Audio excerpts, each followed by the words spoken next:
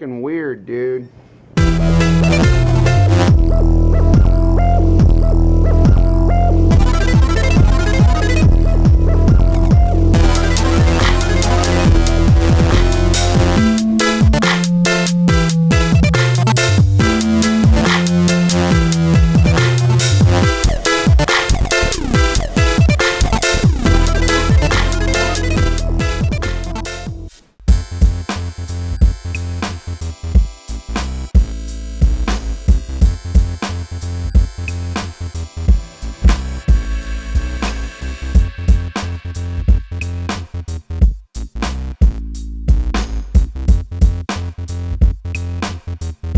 Next week, though, we're going to give you some solid information about piercing schools.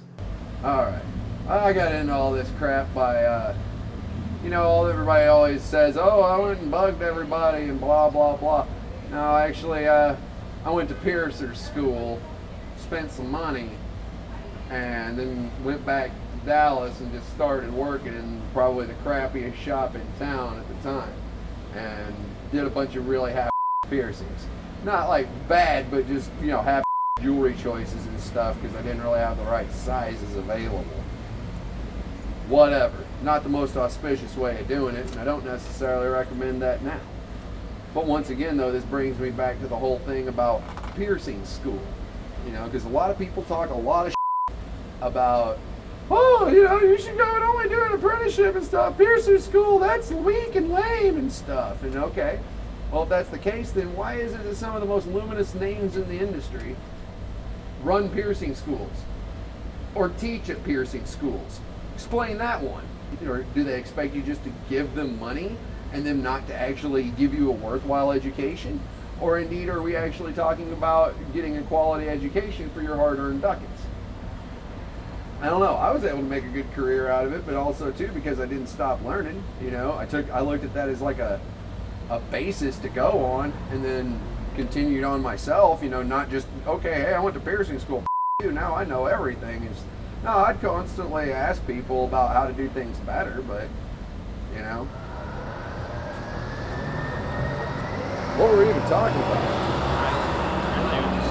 Earning it and stuff. Yeah, dude, you need to earn it, dude. Whether you have to drop down $3,000 so this guy could actually do your education for you and use it to help you out, or whether you're going in there every damn morning and scrubbing the shop before you go to school in the day. Because that's what I did. You went to school?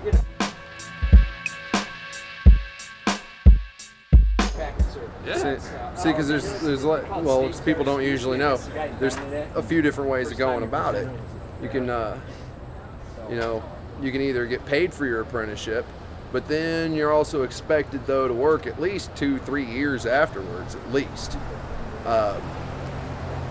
You can pay for your apprenticeship, and then there's usually some sort of restrictions along with that, but then that's fair as well. I mean, that's totally fair to go ahead and expect somebody to pay for, the knowledge. What's up, buddy? How are you?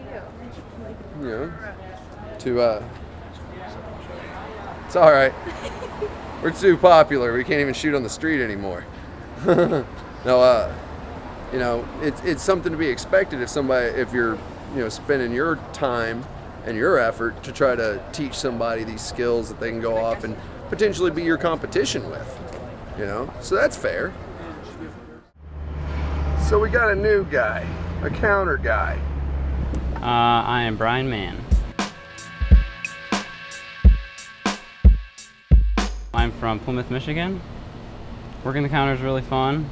Everyone's a blast to work with. They're all pretty entertaining guys and girls. Love piercing, want to be getting into the industry for a really long time. Super happy JC finally started hiring me. I love the job. It's awesome.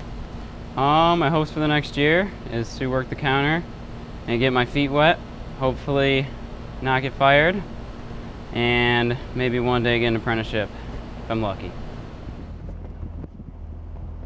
It's been incredibly busy, and with the students being back, it's not going to get any better. So we hired a counter dude to give us a hand.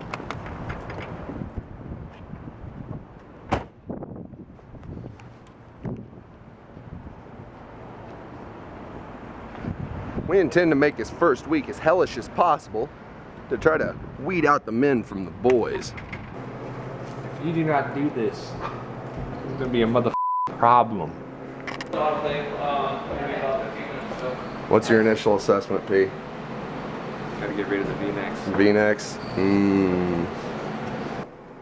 But seriously, the truth of the matter is when before I even started working in a shop or anything, the guy who's kind of my go-to guy, I didn't serve an apprenticeship, but the guy who was my go-to guy about piercing and information's like, oh motherfucker, I did my own apodravia. If you can't do your own, then you, I'm not ever going to endorse you.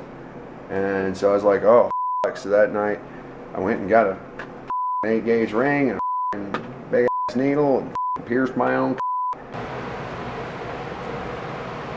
Brian's sweeping the floor, taking out trash, cleaning the cases, all that stuff that we would expect the FNG Gloves to are pointless do. if you're holding the broom against yourself.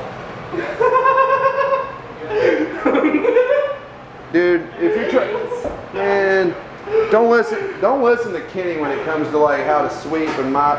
Dude, first off, he does a terrible job of mopping, and second of all, he doesn't have a deep understanding of microbiology. He just knows how to be extremely I paranoid. learned how to swim in the Amazon, bro. Come on. Man, I licked the inside of the ultrasonic So did I. And the outside. and the outside. I saw him do it. I saw it too. But I disinfected the out of that thing.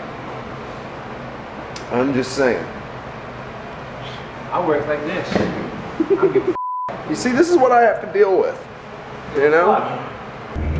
See, the thing is with apprentices or counter help or anybody like that is you kind of have to scare the out of them. And he is. Oh, Even God. though he went back there, he's Oh, like, my God. I don't have anything to worry about, do I? And I know you're like, you need to watch your buddy. I don't know, man. That was perfect, dude. I mean, it was like literally the perfect good cop, bad cop.